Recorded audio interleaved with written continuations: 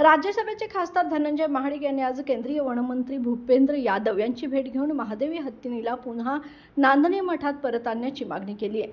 कोल्हापूर जिल्ह्यातील नांदणी मठातील महादेवी हत्ती न्यायालयाच्या आदेशानंतर गुजरातला नेण्यात आली असून या निर्णयामुळे स्थानिक भाविकांमध्ये तीव्र भावना आहेत। महाडिक यांनी या मुद्द्यावर जनभावना आंदोलन व श्रद्धेचा उल्लेख करत सकारात्मक तोडग्यासाठी निवेदन दिले।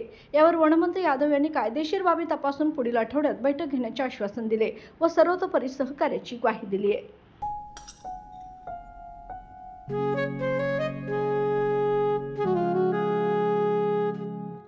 बाबा आज येताना बासुंदी घेऊन या ना।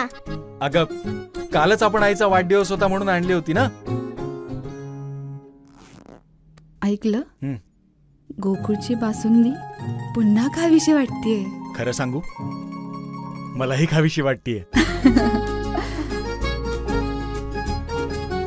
पुन्हा पुन्हा खावीशी वाटणारी गोकुळ बासुंदी।